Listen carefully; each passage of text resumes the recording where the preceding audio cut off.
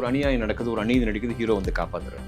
அப்போ நான் என்ன நினைப்போம், ரியல் லைஃப்பில் இப்படி ஒரு மனுஷன் அப்படி அப்போது புரட்சித் தலைவர் எம்ஜிஆர் இருந்தார். ஒரு சாதாரண சாமானியனோட கோவம் அது எனக்குள்ளேயும் இருந்துச்சு, எங்கள் லீடருக்கும் இருந்தது.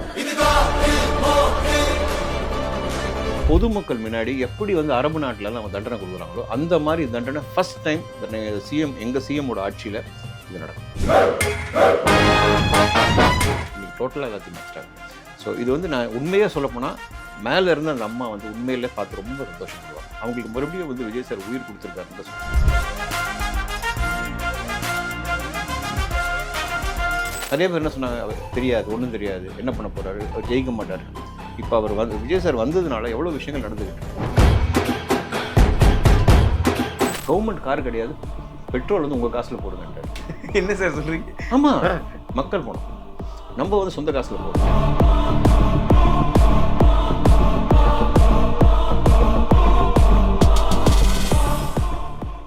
கலர் கண்ணாடி வியூவர்ஸ் எல்லாருக்கும் மிகப்பெரிய ஒரு வணக்கம். இன்றைக்கி சோஷியல் மீடியா ஃபுல்லாக வந்து சிஎம் சார் வந்து அவரை பற்றி தான் ஏகப்பட்ட பேச்சு வந்து போயிட்டுருக்கு. ஸோ அவருடைய நெருங்கிய நண்பர்னு சொல்லலாம், அதுக்கப்புறம் அவருடைய ரசிகர் சொல்லலாம், தொண்டர் சொல்லலாம், எல்லாமே இவர் வந்து சொல்லலாம். ஸோ அப்படியாப்பட்ட எங்களுக்கு பிடிச்ச ஃபேவரட்டான ஒரு actor and politician Jeeva Ravi sir வந்து வெல்கம் பண்ணுறோம். சார் வணக்கம். கரெக்டான வேர்டுன்னா அவரோட விசுவாசி. கண்டிப்பாக சார். அண்ட் விஸ்வாசி அப்படின்றது வந்துட்டு சொல்லலாம், ஏன்னா அதுதான் மிகப்பெரிய வேர்டு, அதுதான் வேணும். கண்டிப்பாக சார். ஸோ ஃபஸ்ட் எடுத்தோன்னே விஜய் சார் வந்து அந்த சிஎம் அந்த ஃபஸ்ட்டு அங்கேருந்து நான் போக விரும்புகிறேன் சார். அந்த எலெக்ஷன் ரிசல்ட் அன்னைக்கு ஆக்சுவலாக அன்னைக்கு அந்த ஃபீல் எப்படி இருந்தது சார்? ஆக்சுவலி நான் டிவியே பார்க்கல. ப்ரீவியஸ் நைட்டு நான் உட்காந்து பாபாட்ட ப்ரே பண்ணுறேன். ஏன்னா இது வந்து do or die situation. Vijay சார்லேருந்து அவரோட தொண்டர்கள் அனைவருக்கும் எங்கள் எல்லாருக்குமே வந்து நாளைக்கு தமிழ்நாடு நாளைக்கு என்ன கொடுக்க போகுது நம்மளுக்கு திருப்பி தாவேக்காக்கு. ஏன்னா அவ்வளோ கடின உழைப்பு இருக்குது, அவ்வளோ அடி வாங்கியிருக்கோம், ஏகப்பட்ட பிரச்சனைகள். ஃபார் எக்ஸாம்பிள் கரூர்லேருந்து சரி ஏகப்பட்ட பிரச்சனைகள்லாம் தாண்டி ஒரு கஷ்டப்பட்டு ஒரு நல்ல தலைவன் மக்களுக்காக வராரு அப்படின்னா அந்த ரிசல்ட் வந்து பயங்கர டென்ஷனாக இருந்தது. அது சீட்டு மேலே நெருப்பு இருக்குன்னு சொல்லுவாங்க, அந்த மாதிரி. அதனால் உட்காரவே இல்லை. நான் என்ன சொன்னேன் என் ஒய்ஃப்கிட்ட, நான் தூங்கிட்டு இருக்கேன், லீடிங் நான் மட்டும் எழுப்பு, இல்லைன்னா எழுப்பாது. அதுக்கப்புறம் வந்து எழுப்புனாங்க. எங்கேயோ 78 எங்கேயோ போயிடுச்சு அப்படின்னா அவ்வளோதான். எனக்கு வந்து என்னென்னா, இப்போது எனக்கு ஃபஸ்ட்டு 3 படத்தில் வாய்ப்பு கிடைக்கும் போது தனுஷ் சார் ஆஃபீஸ்க்கு வந்து வெளியே ஒரு கத்தி பயங்கரமாக இன்னும் டிரைவர்லாம் பார்த்து என்ன ஆச்சு சார், வாட் ஹேப்பன்? ஒன்றும் இல்லை, வாய்ப்பு கிடைச்சிருச்சு படத்தில். ஒரு நடிகன் ஒரு சீரியல் ஆக்ட் பண்ணுறவனுக்கு வந்து சினிமா கிடைக்குது. ஸோ அந்த மாதிரி ஒரு அதோட ஒரு 1000 மடங்கு. அதாவது என்னென்னா, உலகமே நம்ம கையில் வந்துருச்சு. இனி வந்து நம்மளோட ஆட்சி அப்படின்றது இல்லாமல் இனிமேல் நல்ல ஆட்சி, மக்களுக்கான ஆட்சி. நல்ல ஒரு மனிதர் வந்து இவ்வளோ கஷ்டப்பட்ட ஒரு மனுஷன் எப்படி என்னென்னமோ பேசினாங்க. அரசியல் தெரியாது, சினிமாவிலேருந்து டேரெக்டாக வந்து சிஎம் ஆகிடலாமா அப்படிலாம் பேசுனதுக்கு பதில், எல்லாத்துக்கும் பதில். இனி வந்து நம்ம யாரையுமே திரும்பி பேச போகிறதில்ல, யாருக்கு பதில் சொல்ல செயல் மட்டும்தான். ஸோ அந்த மூமெண்ட் வந்து லைஃப் டைம் வந்து மறக்க முடியாத ஒரு மூமெண்ட். அவ்வளோ சந்தோஷம். ஆட்டோமேட்டிக்காக பட்டாசுலாம் வெடிச்சது, ஆட்டோமேட்டிக்காக கொண்டாட்டம், செலிப்ரேஷன் எப்படி இருந்தது. அண்ட் உண்மையிலேயே எமோஷ்னலாக இருந்தது, பயங்கர எமோஷனல். கண்டிப்பாக சார். எனக்கு இன்னொரு கேள்வி வந்து பர்சனலாக இப்போ நீங்கள் பேசுகிறவொன்னே எனக்கு தெரிஞ்சிச்சு. என்னென்னா, ஒரு ஆக்டர் அப்படின்றது வந்து எல்லாருக்குள்ளேயும் இருக்கும், அது ஒரு கனவு அப்படின்றது சொல்லலாம். பட் ஆனால் பொலிட்டீஷியன் அப்படின்றது வந்து சின்ன பிள்ளையிலேருந்தே நம்மளுக்குள்ளே அது சில தப்புகளை பார்த்தா நம்மளுக்கு தோணும், சில விஷயங்கள்லாம் வந்து பார்த்தா நம்மளே அப்சர்வ் பண்ணி இதை கேட்கணும், தட்டி கேட்கணுன்றதெல்லாம் தோணும். அது ஜீவா ரவி சாருக்குள்ளே இருந்து தான் அந்த பொலிட்டீஷியனாக டெஃபினட்டாக. ஏன்னா அது வந்து நானும் இப்போ இல்லை, சின்ன வயசுலேருந்தே. இப்போ நம்ம ஒரு படம் பார்க்க போகிறோம், படத்தில் ஒரு அநியாயம் நடக்குது, ஒரு அநீதி நடக்குது, ஹீரோ வந்து காப்பாற்றுறாரு. அப்போ நான் என்ன நினைப்போம், ரியல் லைஃப்பில் இப்படி ஒரு மனுஷன் அப்படி அப்போது புரட்சித் தலைவர் எம்ஜிஆர் இருந்தார். புரட்சித் தலைவர் பார்க்கும்போது நம்மளுக்கு வந்து பெரிய ஒரு காட் மட்டும் இல்லை, சேவியர். அவர்கிட்ட போய்ட்டால் எல்லா பிரச்சனையும் சால்வ் ஆகிடும். நம்ம நாளைக்கு ரோட்டில் நடக்கணும், அவர் வந்துட்டால் நம்மளை காப்பாற்றிடுவார். இப்படி ஒரு ஃபீலிங் இருக்கும். பட் அந்த சின்ன வயசில் வந்து தப்பு நடக்கும்போது என்னடா இது யாருமே கேட்க மாட்டேங்கிறாங்களே, கேட்கணுமேன்ற ஒரு ஃபீலிங் உள்ளே இருக்கும். ஸோ என்னடா நான் அது சுருக்கமாக சொல்லிட்டேன்னா, ஒரு சாதாரண சாமானியனோட கோபம் அது எனக்குள்ளேயும் இருந்துச்சு, எங்கள் லீடருக்கும் இருந்தது. அது இருந்ததுனால தான் இன்றைக்கி வந்து அவர் அரசியல் களமில் மக்கள் சேவைக்கு வந்திருக்காங்க. ஸோ நான் வந்து பார்த்தது என்னென்னா, நம்மளுக்கு என்ன கோபம் இருக்கும் அதே இந்த மனிதருக்கும் இருக்குது. அதே தான் கேள்வி கேட்குறாரு, அதே ஆக்ரோஷத்தோடு தான் பேசுகிறார். பட் எல்லாருமே நினச்சிக்கிறாங்க அது பயங்கர கோவம். கிடையாது. உள்ளே இருக்கிற அந்த வலி வெளியே, பெயின் வந்து ஆக்ரோஷமாக வெளியே வர்றது தான். ஸோ அது எங்களுக்குள்ளேயும் இருக்குது. அந்த தொண்டர்கள் அத்தனை பேருக்கு அது இருந்துச்சு. ஒவ்வொருத்தரும் இப்போ நீங்கள் பார்த்தீங்கன்னா 234 தொகுதியில் நின்று அந்த வேட்பாளர்கள் சொல்கிறேன், எல்லாம் புதுமுகங்கள், எல்லாம் இளைஞர்கள். நீங்கள் கணக்கு பண்ணி பார்த்தீங்கன்னா 38-35 வயசுக்கு மேலே யாருமே இல்லை, ஒரே ஒருத்தர் தவிர எங்கள் காட்ஃபாதர் கே செங்கோட்டையன் அவர். பட் அவரும் வந்து 25 வயசு தான் அவருக்கு. நான் அப்படி தான் சொல்வேன் நான். ஸோ அந்த கோவம் நம்மளுக்கு இருக்குது. அந்த கோவத்தோட வெளிப்பாடு தான் வந்து ஒரு நல்லாட்சியாக வளருது. அவ்வளோதான், சிம்பிள். கண்டிப்பாக சார். அந்த ஷர்ட் வந்து நல்லா இருக்குது. நான் ஆஃப் த கேமராவில் சொன்னது தான். இது நானே மெனக்கெட்டு பயங்கரமாக என்னோடய ஃப்ரெண்ட் ஒருத்தர் இருக்கார், பிகே ஸ்டுடியோஸ் அவர்கிட்ட வந்து எனக்கு எப்படியாவது வந்து விஜய் சாரோட ஷர்ட் வேணும். நான் வந்து உறுப்பினர் ஆகிட்டேன். ஸோ நான் தைரியமாக போடலாம். அப்போ நான் கத்தாருக்கு ஒரு ஃபங்க்ஷனுக்கு போகிறேன். அதாவது மெடிக்கல் கேம்ப். கத்தாரில் வந்து டிவிகேயோட மெடிக்கல் கேம்ப். சாதிக் பாஷான்றவர் தான் அங்கே அந்த இயக்கத்தை ஃபவுண்டர். இப்போ டிவிகே பெரிய குடும்பமாக கத்தாரில் இருக்குது. ஸோ அப்போ நான் வந்து எனக்கு வந்து இந்த சைடில் விஜய் சாரோட ஃபோட்டோ வேணும், விசில் சின்னமும் வேணும் அப்படின்னு தான் சொன்னேன். நிறைய பேர் சொன்னாங்க அது சின்ன பசங்க போடுற மாதிரி இருக்கும், நீங்கள் அதெல்லாம் போடலாமான்னு சொன்னேன். நான் போடுறதில்லை. இது வந்து எங்களோட கட்சியோட அடையாளம் இல்லை, வெற்றியோட அடையாளம், நல்லாட்சியோட அடையாளம். நான் அது போடுறதில் பெருமை தான் படுறேன். ஸோ நான் எப்போ போடுவேன் அப்படின்னா, மேக்ஸிமம் வந்து ஒரு எமோஷனல் இன்டர்வியூ நம்ம கொடுக்குறோம், ஒரு உண்மையை பேச போகிறோம், இல்லை ஒரு ஃபங்க்ஷனுக்கு போகிறோம், பொலிட்டிக்கல், எல்லா இடத்துலையும் நான் அந்த ஷர்ட் போட மாட்டேன். ஏன்னா நான் டிவிக்கேன்னு காமிக்கிறதுல பெருசு இல்லை. இப்போ என்னை பார்த்தாலே என்ன கேட்குறாங்க, சார் சிஎம் எப்படி இருக்காரு? சொன்னேன், நான் சிஎம் கூடயே டெய்லி பக்கத்தில் உட்காந்துருக்கோம். நானும் வந்து அவரோட பயங்கரமான என்ன சொல்லுவாங்க, ஒரு நல்ல உலகத்தில் நானும் ஒரு சின்ன அங்கமாக அவர் கூட இருக்கேன். அவ்வளோ தானே தவிர அவர் நல்லா இருக்கணும்னு வேண்டதில் நானும் ஒருத்தன். அவர் செய்ய போகிற அத்தனை நல்லதுன்னு நம்மளும் கூட இருப்போம். அதுதான் இந்த அடையாளம். பின்னாடி இருக்குது. நான் அதை நோட் பண்ணவே இல்லை சார். அப்புறமா அங்கே இருக்குது. சரி, அதனால தான் அவர் அங்கே ஹார்ட்டுக்கு பக்கத்துலேயே அவர் வச்சு. Super sir. கண்டிப்பாக. அண்ட் வந்து அடுத்ததாக ஒரு ட்ராஜிக்கான ஒரு கேள்வி தான். பட் அவங்களோட ஆன்சர் நான் கொஞ்சம் எதிர்பார்க்குறேன். என்னன்னா, இன்னைக்கு காலையில் நடந்த சம்பவத்தை ஃபஸ்ட்டு அட்ரஸ் பண்ணுறது நினைக்கிறேன். ஆமாம் சார். ஆமாம், அது ஒன்று நடந்திருக்கு. 10 வயசு சிறுமி 2 பேரை வந்து பிடிச்சிட்டாங்க. அண்ட் மோரோவர் வந்து இது வந்து நான் ஒன்றே தான் சொல்லுவேங்க. இது அண்ட் விஜய் சார்கிட்ட நானே சிஎம் ரிக்வஸ்ட்டாக வைக்கிறேன், உங்கள் மூலிமா 2 பேருக்குமே. அதாவது என்னென்னா, தண்டனையை வந்து கடத்தாமல் இம்மீடியட்டாக ஒன்று ஓட விட்டு 2 பேரையும் சுடணும். இல்லை பொதுமக்கள் முன்னாடி எப்படி வந்து அரபு நாட்டிலலாம் அவங்க தண்டனை கொடுக்குறாங்களோ அந்த மாதிரி தண்டனை ஃபஸ்ட் டைம் எங்கள் சிஎம்மோட ஆட்சியில் இது நடக்கணும். இது நடந்துருச்சுன்னா இன்னொரு சம்பவம் இந்த மாதிரி நடக்காது. இதையும் மறுபடியும் வாய்தா கோர்ட்டு அப்படின்னு இழுத்துட்டாங்கன்னா, அவங்க அப்பா அம்மா அவங்கெல்லாம் நடக்க வச்சுட்டாங்கன்னா ரொம்ப கஷ்டமாயிடும். ஸோ எனக்கு தெரிஞ்சு இப்போது நான் என்ன சொல்கிறேன், எங்கள் ஆட்சின்னு சொல்கிறத விட ஒரு நல்ல ஆட்சி நடந்துகிட்ருக்கு, நல்ல மனுஷன் வந்திருக்கார். அவர் டெஃபினட்டாக அதை பார்த்துருப்பாங்க. அதுக்கான உரிய நடவடிக்கை கண்டிப்பாக எடுப்பாங்க. தண்டனை மிக கடுமையாக இருக்கும். பட் எனக்கு ஒன்று தான், மனிதாபிமானம் அப்படின்றது ஏன் இல்லைன்றது, மிருகத்தனம் ஜாஸ்தியாகிட்டு இருக்கு. அந்த பொண்ணு வந்து அந்த டைமில் கண்ணை மூடி நம்ம நினச்சி பார்த்தாலே, காலையில் பேப்பர் பார்க்கும்போது ஒரு நிமிஷம் அந்த பொண்ணு அந்த டைமில் எவ்வளோ வேதனைப்பட்டிருக்கோம், எவ்வளோ துடிச்சிருக்கோம் அப்படின்னு யோசித்து பார்த்தோம். அண்டு நீங்கள் இருக்கீங்க, நம்மள மாதிரி தான் அந்த 2 பேரும். அதில் மாட்டின அந்த அக்யூஸ் 2 பேருமே அவங்களுக்கு எப்படி மிருக குணம் தனியாக வருது. அண்ட் இதுக்கு ஏதாவது அப்படி வந்து மக்களுக்கு கவுன்சிலிங் ஏதாவது கொடுக்கணுமா? நம்ம மினிஸ்டர்ஸ், சிஎம் இதுக்கு உரிய நடவடிக்கை எடுத்து தண்டனை வந்து மிக கடுமையாக இருக்கணும். நகர்த்தவே கூடாது. அப்படி பண்ணிட்டாங்கன்னா இனி இது ஒரு மாதிரி நடக்காது. இது ரொம்ப எமோஷனலான விஷயம். அது மார்னிங் நான் வர்றப்போ கூட ஒரு விஷயத்தை யோசிச்சுட்டே வந்தேன் சார். எப்போவுமே நீங்கள் சொன்ன பாயிண்ட் தான் நானே யோசிச்சேன். என்னன்னா, இதுக்கப்புறம் என்ன தண்டனை, இப்போ காலைல அந்த பாத்ரூம்லேருந்து வலிக்கி விழுந்துட்டாங்க அப்படின்ற வழக்கம் போல் அது நடந்தது. பட் ஆனால் அது மட்டும் போதாதோ அப்படின்னு ஒன்று இருக்குல்ல. ஒரு பக்கம் இப்படி நடக்குதுங்க. இன்னொரு செய்தி நான் கேள்விப்பட்டேன். நீங்கள் கேள்விப்பட்டீங்களா இல்லையான்னு தெரியாது. ஒரு அரசு மருத்துவமனை நினைக்கிறேன், ஒரு குழந்தை அது வந்து என்ன பண்ணியிருக்கு, ஒரு பெண் வந்து அந்த குழந்தைய கழிவறையில் வீசிட்டு போயிட்டாங்க. லக்கிலி அங்கே வந்து அந்த துப்புரவு தொழிலாளர்கள்லாம் அவங்களுக்கு அந்த குழந்தை அழுகிற சத்தம் கேட்டு போய் எடுத்திருக்காங்க. அந்த குழந்தை உயிரோடு இருக்குது. இல்லைனா ஏதாவது என்ன வேணால் நாளைக்கு வந்து ஒரு யார் வேணால் அது என்ன வேணால் அந்த குழந்தை கொஞ்ச நேரம் அந்த குழந்தை இறந்துடும். அங்கே பூச்சிகள் இருக்குது, பாம்புகள் இருக்குது, நிறைய விஷயங்கள் இருக்குது. அது போலீஸ் வேன்லேயே கொண்டு வந்து அந்த குழந்தைய இன்னைக்கு காப்பாற்றிருக்காங்க. இப்படியும் நடக்குது. காவல்துறைக்கு மிகப்பெரிய ஹேட்ஸ் ஆஃப், 100%. பட் இந்த விஷயம் நடக்கும்போது இது வந்து ஒரு யாருக்குமே தெரியாத ஒரு இடத்துல இது நடக்குது. இப்போ தான் வந்து இந்த பெண்கள் அதிரடிப்படை நிறைய ப்ரிகாஷன்ஸ் எடுத்துக்கிட்டு இருக்காங்க. எடுத்தோன்னே எல்லாமே பர்ஃபெக்ட் ஆகிடுன்றது நம்ம சொல்ல முடியாது. அண்ட் மோரோவர் இது வந்து மனுஷ சக்திக்கு அப்பாற்பட்டு நடக்கிற ஒரு விஷயம். பட் இனி இது நடக்காது டெஃபினட்டாக. ஏன்னா இதுக்கான விஷயங்கள் பண்ணிக்கிட்டு இருக்காங்க, அந்த கிரவுண்ட் ஒர்க் நடந்துகிட்டு இருக்கு. ஸோ கூடிய சீக்கிரம் பார்த்தீங்கன்னா இந்த மாதிரி நியூஸஸ்லாம் வரவே வராது. கண்டிப்பாக நான் கான்ஃபிடென்ட்டோட சொல்கிறேன். கண்டிப்பாக சார். வர வேணாம் கான்ஃபிடென்ஸோட சொல்கிறேன். வராது கன்ஃபார்மாக வராது. ரீசெண்ட் டேஸில் எங்களால் பார்க்க முடிஞ்சது என்னென்னா, இந்த பெரம்பூர் சைடில் அந்த சைடில் இருக்கிற மக்கள் நிறைய பேர் வந்து மின்வெட்டுனால பயங்கரமாக பாதிக்கப்படுறாங்க. அது ஏன் தான் நடக்குதுன்றது நிறைய பேருக்கு தெளிவான கிளாரிஃபிகேஷன் ஓரளவு இருந்தாலும் எக்ஸாக்டாக என்ன நடக்குதுன்றது புரியல. ஏன்னா மின்னதிகாரி போய் கேட்டாலும் எங்களுக்கு தெரியாது அப்படின்ற சொல்கிறாங்க. நிறைய பேர் சிறைப்பிடிக்க ஏன் இது நடக்குது அப்படின்னு ஒன்று இருக்குது. ஒரே ஒரு விஷயம், இன்னைக்கு கூட அது வெட்ட வெளிச்சமாக இருக்குது. வேர்னுட்டே பண்ணுங்கன்னு இன்ஸ்ட்ரக்ஷன் வந்திருக்கு. பண்ணுங்கன்னு இன்ஸ்ட்ரக்ஷன் வந்து அது நியூஸாக வந்திருக்கு. அது வந்து மின்வெட்டுன்றது மிகப்பெரிய டாஸ்க். இப்போ சிஎம் பொறுத்த வரைக்கும், எங்களை இதை பொறுத்த வரைக்கும் எல்லாம் ஒவ்வொரு விஷயமும் சூப்பராக பண்ணிகிட்டு இருக்காங்க. நீங்கள் வேணால் பார்த்துருப்பீங்க, நான் ஒன்று சொல்கிறேன் அப்புறம். ஆனால் இதை மட்டும் பெரிய டாஸ்க்காக இருக்குது. இதை வந்து நீங்கள் இதை ஏன்னா இது இன்னும் வந்து கிட்டத்தட்ட முன்னாடி இருந்தவங்க கண்ட்ரோலில் வந்து 90% இருக்குது. ஸ்லோவாக நம்ம கண்ட்ரோலுக்கு அதை கொண்டு வரும். ஏன்னா அங்கே இருக்கிறவங்களும் வந்து அதில் உழைக்கிறவங்க பண்ணுறாங்க. எடுத்தோன்னே எல்லாரையுமே அப்படி தூக்கி மாற்றுறதோ இல்லை அனுப்புறதோ இருக்காது. பட் ஒன்றே ஒன்று தான் ரொம்ப ஃபேமாக சொல்லிக்கிறேன், வேர்னுன்ட்டு யார் வந்து பண்ணாலுமே சரி அது உரிய தண்டனை அவங்களுக்கு டெஃபினட்டாக கிடைக்கும். இப்போ வெளியே வந்திருக்கு, இன்றைக்கி இதுக்குள்ளே டெஃபினட் ஆக்ஷன் எடுத்துருவாங்க. ஆக்ஷன் எடுத்து அதுக்கான ரெமெடி கொடுத்துருவாங்க. இனி அந்த கட்டெல்லாம் இருக்காது. அவங்க நினச்சிட்டாங்க இதெல்லாம் பண்ணால் இவ்வளோ நல்லது ஒருத்தர் பண்ணிகிட்டு இருக்கும்போது நடுவில் பூந்து இப்படி பண்ணிங்கன்னா, சத்தியமாக சொல்கிறேன், அது வந்து நான் அவர் சொன்ன அந்த வார்த்தை தான் எனக்கு மைண்டுக்கு வருது. நான் சொல்ல வேணான்னு பார்க்குறேன். சக்தின்னு ஒன்று சொன்னார், அது முன்னாடி ஒன்று போட்டுங்க.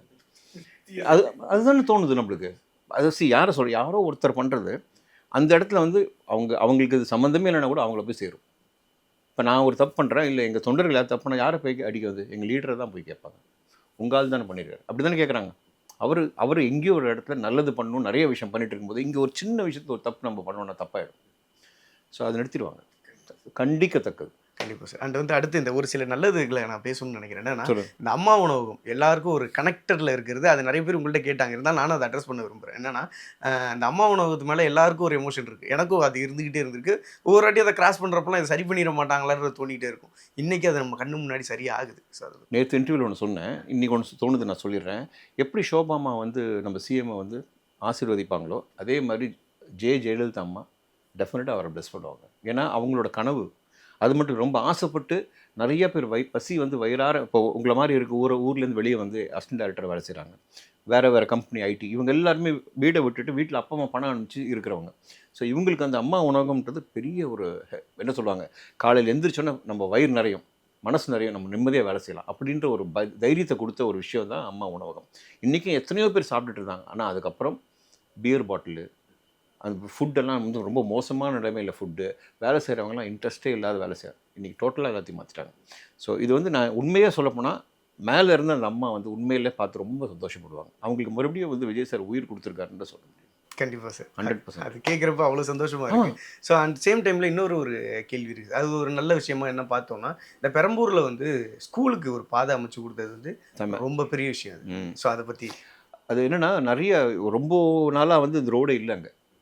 எல்லோரும் வந்து சுற்றி தான் போகணும். ரொம்ப இப்போ கிராமத்தில் எப்படி வந்து ஒரு பள்ளிக்கூடத்துக்காகவோ ஹாஸ்பிட்டலுக்காக சுற்றி போகணுமோ அந்த மாதிரி ஒரு விஷயம் வந்து இதுவரை யாருமே கண்டுக்கல.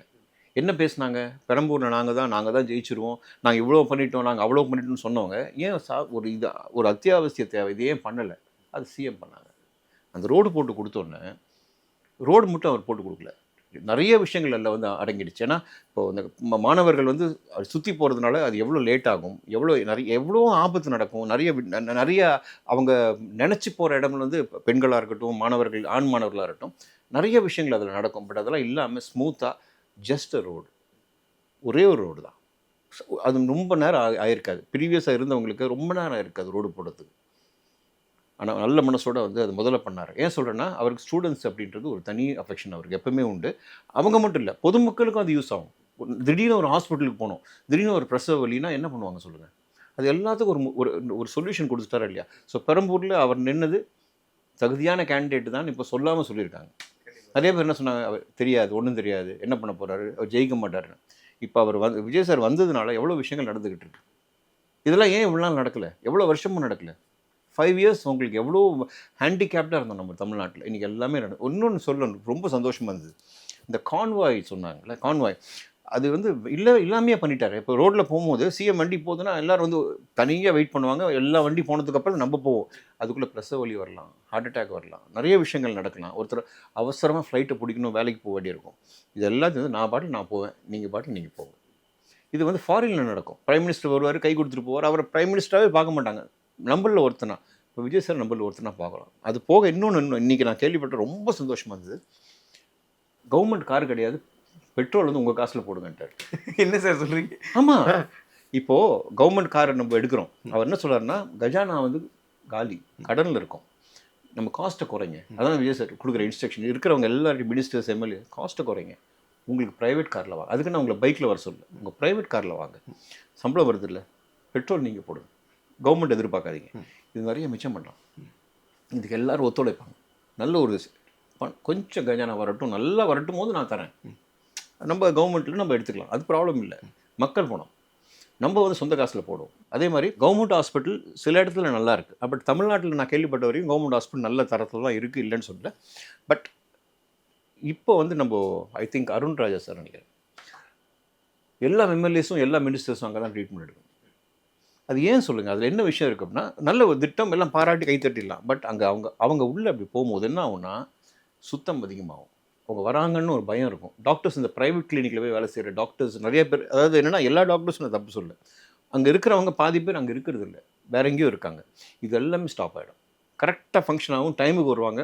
அண்ட் மோரோவர் வெளியே இருந்து வர கவர்மெண்ட் ஹாஸ்பிட்டல் தான் எங்களால் முடியும், வசதி எங்களுக்கு அவ்வளோதான் இருக்குது நம்பி வரவங்களுக்கு மிகப்பெரிய ஒரு திட்டம் இது. கண்டிப்பாக சார், சூப்பரான திட்டம். கண்டிப்பாக சார். அண்ட் வந்து ஃபஸ்ட்டு அந்த சிஎம்மாக பொறுப்பேற்றோன்னா நாங்கள் பார்த்து மிரண்ட ஒரு விஷயம் என்னன்னா, அந்த வெள்ளை அறிக்கைன்றது எந்த ஆட்சிலையும் இதுவரையும் கொடுத்ததில்ல. ஆனால் பல பேர் கேட்டிருக்காங்க, பல பேர் கொடுக்கணும்னு யோசிச்சிருக்காங்க.